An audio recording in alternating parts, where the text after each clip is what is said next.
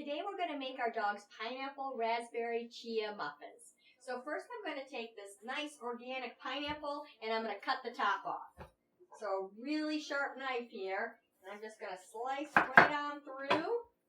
That looks pretty. I might need to do something with that later. And then I'm going to cut the other side as well. Then I'm going to set it up and I'm going to slice the sides off. So very carefully, I'm just going to slice on down. Watch those fingers. Make a little, there we go. And you're just taking off that outer layer. And you're just taking this outer layer off, leaving that nice pineapple meat there. We're going to have a lot of extra pineapple, but don't worry. That's very tasty, so you can just eat it as a snack. You can make yourself a nice fruit bowl. You can cut it up for your dog to munch on, or you can chunk it up and put it in the freezer for another day. Alright, so now that I have the meat, I'm just going to slice that right down the center again. There we go. It gets a little slick right here, so be careful with that knife. I remember growing up, I was helping my dad cut a pumpkin, and my hands were all slick and slimy, and I took my knife and went to go right inside that eyeball. My hand slid right down that blade and sliced my hand. So we don't want you doing that. So we're just going to cut on through.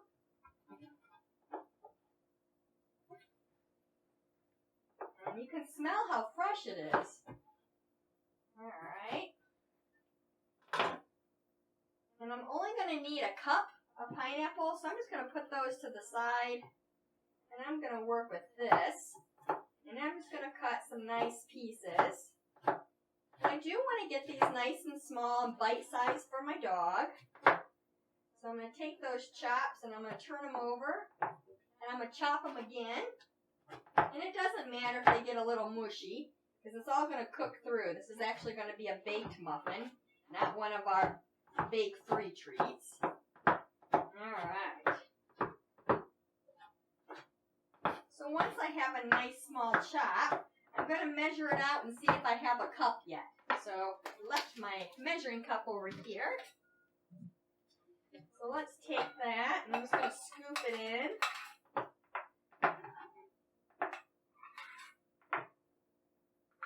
There we go. Definitely a cup. No problem. So there's my cup, and I'm just going to toss it right into my bowl here. There we go. And I don't know, but he's being really good, so I think I'll just give him a little reward. Yeah, you. Want that? That's a good boy. So it's always nice to have helpers in the kitchen. So next up is I have some raspberries. So I have a half of a cup of organic raspberries, so I'm just going to toss that right on in there.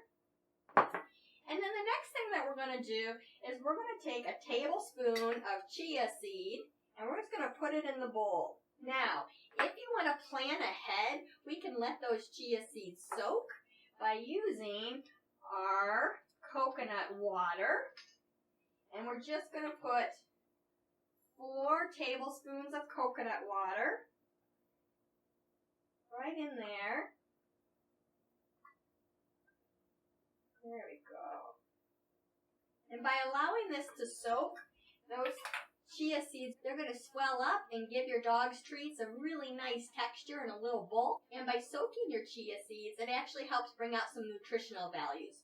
So if you decide to soak your chia seeds, you're going to do that a couple hours ahead of time. If you decide not to soak your chia seeds, then you can just take your tablespoon of chia seeds and toss them right in there. I did pre-soak some, so I'm going to grab those now. And as you can see, they swelled up to a nice gel type of consistency. So I'm going to take those and I'm going to put them right on in there with everything else. You can see it. So I hear my dog over there stomping his feet. So the next thing we're going to do is we're going to use 1 cup of our coconut water. So I'm going to pour that 1 cup of coconut water right in there. And then next, we're going to use 1 cup of garbanzo bean flour. So there we go. And then I'm just going to incorporate everything together, giving it a nice stir and a nice little mix there.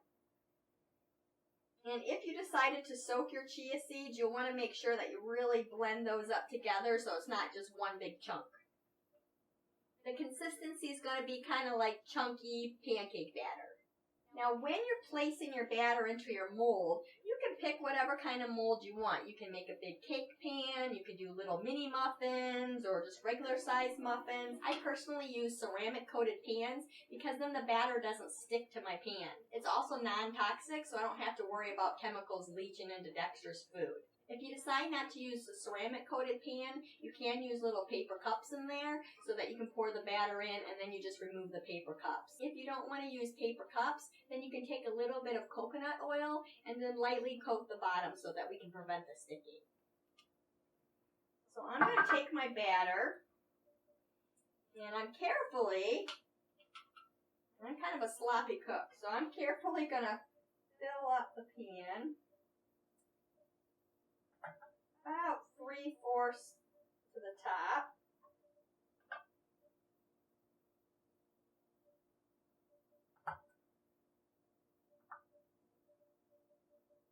And this is going to be nice and chunky. I can see he's going to really enjoy biting into these treats.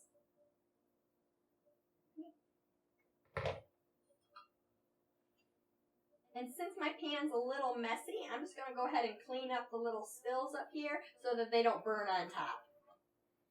So once that's cleaned up, I'm going to go ahead and put it in my preheated 350-degree oven.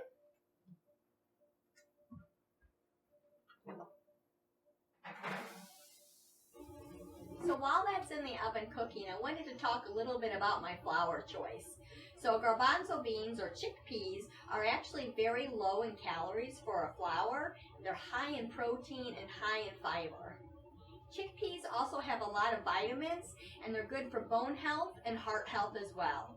Personally, I stay away from wheat and corn for Dexter, so chickpeas are a really healthy option. So next, we're just going to take them out of the oven.